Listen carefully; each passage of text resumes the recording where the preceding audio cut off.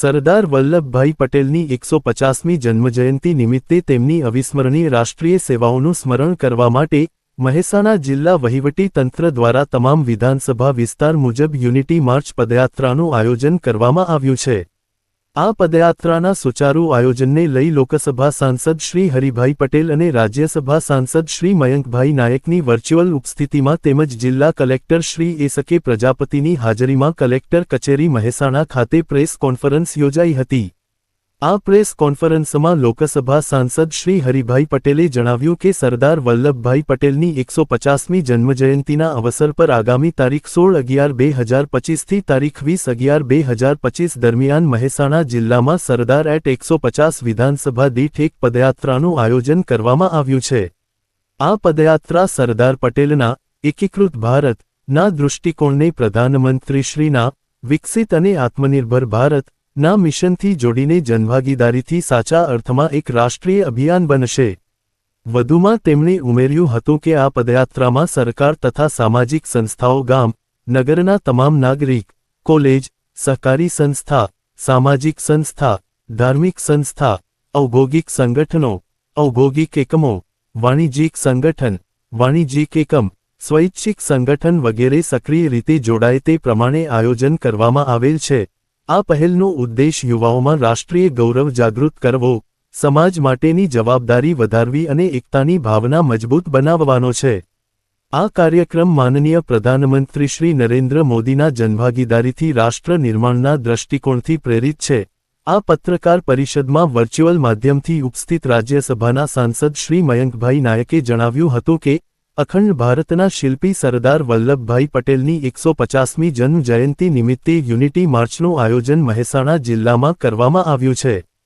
સરદાર વલ્લભભાઈ પટેલના અમૂલ્ય યોગદાનને બિરદાવવા માટે અને તેમણે કરેલ કાર્યોથી લોકો પરિચિત થાય તેવા ઉમદા હેતુથી મહેસાણા જિલ્લાની તમામ વિધાનસભાઓમાં પદયાત્રા યોજાશે, જેમાં સરદાર પટેલના જીવન વિશે લોકોને માહિતગાર કરવામાં આવશે। વધુમાં તેમણે આ પદયાત્રામાં જિલ્લાના સ્વાતંત્ર્ય સેનાનીઓ તથા તેમના પરિવારજનો ખાસ આ પદયાત્રા કાર્યક્રમમાં સહભાગી બને તેનું સવિશેષ ધ્યાન રાખવા અધિકારીશ્રીઓને જણાવ્યું હતું।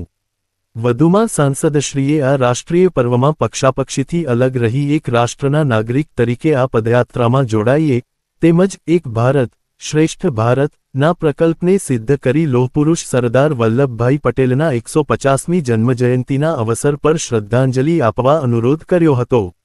આ તકે જિલ્લા કલેક્ટર શ્રી એસ.કે. પ્રજાપતિએ જણાવ્યું હતું કે સરદાર વલ્લભભાઈ પટેલની 150મી જન્મજયંતિ નિમિત્તે તમામ પદયાત્રા દરમિયાન સરદાર સ્મૃતિવન સ્થાપના એન.એસ.એસ. કેમ્પનું આયોજન, મહાનુભાવોની પ્રતિમાની સાફ સફાઈ અભિયાન, સ્વચ્છતા અભિયાન, વ્યસન મુક્ત અભિયાન, શેરી નાટકોનું આયોજન, સ્વદેશી મેળાનું આયોજન, સ્વદેશી પ્રતિજ્ઞા, શાળા કક્ષાએ સ્પર્ધા, યોગ શિબિર જેવા અનેકવિધ કાર્યક્રમોનું આયોજન પણ કરવામાં આવેલ છે। જિલ્લાના સમાવતા અને સતત પ્રજાની ચિંતા કરતા એવા આદરણીય કલેક્ટર સાહેબ, માનનીય ધારાસભ્ય શ્રી સીજે ચાવડા સાહેબ, આરએસી જગોડાજી તથા આ દેશના લોખંડી પુરુષ અને આઝાદીના સાચા અર્થમાં ઘડવૈયા કહેવાય એવા શ્રી સરદાર વલ્લભભાઈ પટેલ સાહેબની 150મી જન્મ જયંતિના ઉજવણીના આખા વર્ષમાં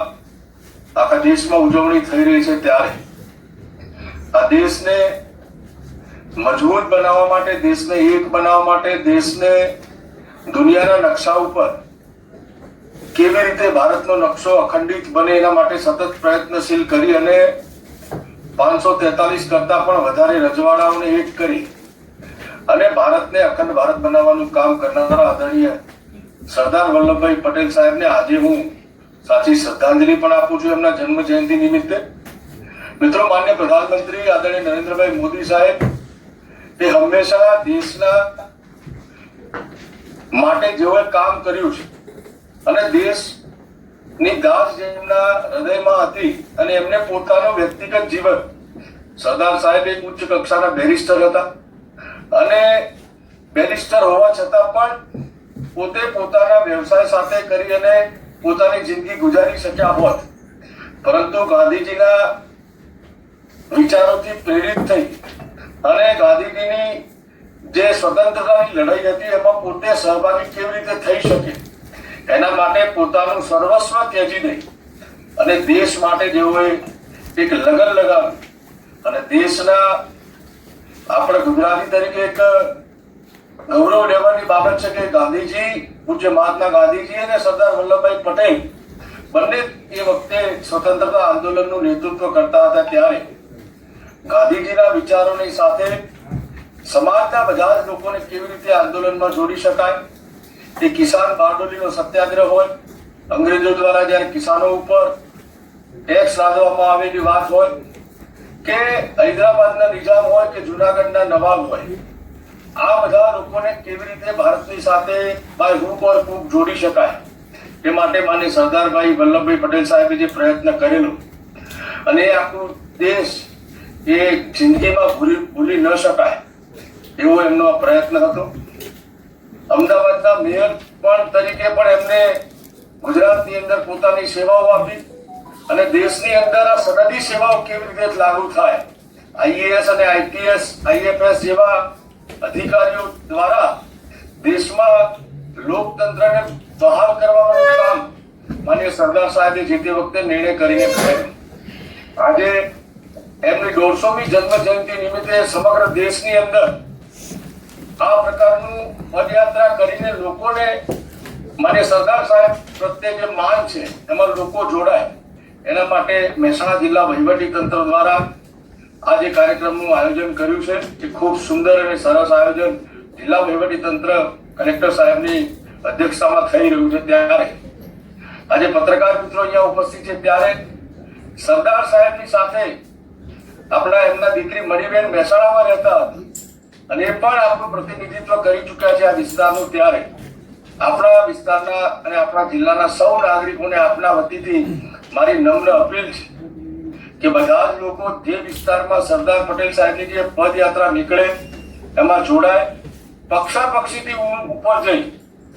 અને ભારતના એક નાગરિક તરીકે ભારત રત્ન સરદાર વલ્લભભાઈ પટેલ સાહેબ ને સાચી શ્રદ્ધાંજલિ 150મા વર્ષે આપી શકાય એ માટેનો આપણે સૌ રાજ્યના વહીવટી તંત્ર અને જિલ્લાના વહીવટી તંત્ર દ્વારા જે પ્રયાસ થઈ રહ્યો છે એમાં બધા જ નાગરિકો જોડાય. માન્ય પ્રધાનમંત્રીએ વિશ્વની સૌથી ઊંચામાં ઊંચી સ્ટેચ્યુ ઓફ યુનિટી ના સરદાર પટેલજીની પ્રતિમા કે વિશ્વમાં સૌથી ઊંચામાં ઊંચું અને 182 મીટર ઊંચી આ પ્રતિમા એમને બનાવી અને ગુજરાત સરકારે જે તે વખતે માન્ય પ્રધાનમંત્રી તત્કાલીન મુખ્યમંત્રી હતા ત્યારે એનો નિર્ણય લઈ અને દેશના દરેક રાજ્યોના ખેડૂતોનું લોખંડ જે ખેતીમાં વપરાયું હોય એવા લોખંડના ઓજારોનો એક અંગ ભેગો કરી અને બધા જ લોકોની શ્રદ્ધાંજલિ અને બધા જ લોકોનો સહભાગી થાય એવો પ્રયાસ જે તે વખતે માન્ય પ્રધાનમંત્રી મોદી સાહેબે કરી અને આ સ્ટેચ્યુ ઓફ યુનિટી નું મોટામાં મોટું દુનિયાનું સ્ટેચ્યુ બનાવ્યું છે. ત્યારે ગુજરાતના એક નાગરિક તરીકે, ભારતીય જનતા પાર્ટીના એક કાર્યકર્તા તરીકે અને રાજ્યસભાના સાંસદ તરીકે મારી આપ સૌ વતીથી મારી નમ્ર વિનંતી છે કે બધા જ લોકો, મહેસાણા જિલ્લાના લોકો જે તે વિધાનસભામાં સુનિશ્ચિત થયેલી પદયાત્રામાં મોટી સંખ્યામાં જોડાય. એમાં સ્વાતંત્ર્ય સેનાની જે લોકો એમાં ભાગ લીધેલો હોય અને એમના પરિવારો પણ સવિશેષ જોડાય એ માટેની ચિંતા પણ વહીવટી તંત્ર કરે. કલેક્ટર કચેરીમાં આ બાબતની અને જે તે તાલુકા મથકે મામલતદાર કચેરી ખાતે પણ આ સૂચિ હશે તો એમના પરિવારોને સવિશેષ ધ્યાન રાખી અને એમના પરિવારો આ પદયાત્રામાં જોડાય, એમને વહીવટી તંત્ર દ્વારા અલગથી આમંત્રણ આપી એમને લાવવાની અને લઈ જવાની વ્યવસ્થા થાય, એમનું માન સન્માન જળવાય એવા પરિવારો, સ્વાતંત્ર્ય સેનાનીના પરિવારોને પણ આ પદયાત્રામાં જોડાય એવી મારી નમ્ર વિનંતી છે. આ વિસ્તારમાંથી અનેક પક્ષના લોકો પણ કે જિલ્લા પંચાયત, તાલુકા પંચાયતના સદસ્ય ગમે તે પક્ષમાંથી બન્યા હોય, પરંતુ માન્ય સરદાર સાહેબે જયારે એક ભારતની, શ્રેષ્ઠ ભારતની જયારે રચના કરેલી હોય ત્યારે એમને શ્રદ્ધાંજલિ આપવા માટે બધા જ પક્ષોના લોકો પણ જોડાય અને સરદાર સાહેબને 150મી જન્મ જયંતિ નિમિત્તે આપણે સૌ સાચી શ્રદ્ધાંજલિ આપીએ. આપણા નેશનલ હીરો કહેવાય એવા આદરણીય સરદાર વલ્લભભાઈ પટેલ સાહેબને તો જ બધા જ લોકો જોડાશે અને બધા જ લોકો આ પદયાત્રામાં જોડાય અને માન્ય સરદાર સાહેબનું જે સ્વપ્ન છે કે ભારત એ એક બને, નેક બને અને વિશ્વમાં શ્રેષ્ઠ બને, એ માટેનો એમનો પ્રયાસ છે. ત્યારે પુનઃ હું જિલ્લા વહીવટી તંત્રનો, માન્ય પ્રધાનમંત્રીશ્રીનો, માન્ય મુખ્યમંત્રીશ્રીનો તથા જિલ્લાના સૌ ધારાસભ્યશ્રીનો, આપણા સાંસદ આદરણીય હરિભાઈ સાહેબનો, તમામનો હૃદયથી આભાર માનું છું કે આ પ્રકારની પદયાત્રા જિલ્લામાં દરેક વિધાનસભા અને જિલ્લા કક્ષાની એક મોટી પદયાત્રા થવાની હોય ત્યારે આપણે સૌ સાથે મળી અને માન્ય આપણા સૌના ભારત રત્ન લોખંડી પુરુષ સરદાર વલ્લભભાઈ પટેલની 150મી જન્મ જયંતિ નિમિત્તે નીકળનારી પદયાત્રામાં જોડાઈએ અને દેશનું જે વિશ્વગુરુ બનાવવાનું સ્વપ્ન માન્ય પ્રધાનમંત્રી 2047માં વિકસિત ભારત બને એના માટેનો સંકલ્પબદ્ધ કરીએ. એ આ મારી આજના દિવસે આપ સૌને મારી વિનંતી છે. મને આપ સાથે જોડવાનું જિલ્લા વહીવટી તંત્રએ જે અવસર આપ્યો બદલ જિલ્લા વહીવટી તંત્રનો હૃદયથી આભાર માનું છું. સૌનો પત્રકાર મિત્રોનો પણ હૃદયથી આભાર માનું છું. ભારત માતા કી જય, વંદે માતરમ. આજે મહેસાણા જિલ્લામાં સરદાર વલ્લભભાઈ પટેલની 150મી જન્મ જયંતિ ઉજવવા માટેની આજની આ પત્રકાર પરિષદમાં આપને એ જણાવવા માગું છું કે સરદાર વલ્લભભાઈ પટેલ અખંડ ભારતના શિલ્પી, 562 રજવાડાઓ એકત્રિત કરેલા અને આ દેશને અખંડ ભારત બનાવવાનું મહત્વનું યોગદાન હોય તેવા આપણા સરદાર વલ્લભભાઈ પટેલને ફાળે જાય છે. અને એમની જન્મ જયંતિની યાદમાં આપણા યશસ્વી વડાપ્રધાન માન્ય નરેન્દ્રભાઈ મોદી સાહેબની પ્રેરણાથી આ ભવ્ય યાત્રાનું કાર્યક્રમનું આયોજન થયેલું છે. મહેસાણા જિલ્લામાં તમામ વિધાનસભામાં 16 તારીખથી 20 તારીખ સુધી આ પદયાત્રાનું 8 કિલોમીટરનું આખું આયોજન થયેલું છે. અને એમાં સ્મૃતિવન, એમાં સરદાર વલ્લભભાઈ પટેલના એમના પ્રવચનો, એમાં આવનારી પેઢીને, બાળકોને પ્રેરણા મળે એવા નાના મોટા કાર્યક્રમો પણ રાખેલા છે. અને આ કાર્યક્રમમાં સૌ નાગરિકો પણ જોડાશે, સ્વૈચ્છિક સંસ્થાઓ જોડાશે, ધાર્મિક સંસ્થાઓ, પ્રબુદ્ધ નાગરિકો અને બધાને જોડાયા પછી આખી યાત્રા એક ભવ્ય સ્વરૂપે આખી નીકળશે. અને એ યાત્રાનો સંદેશો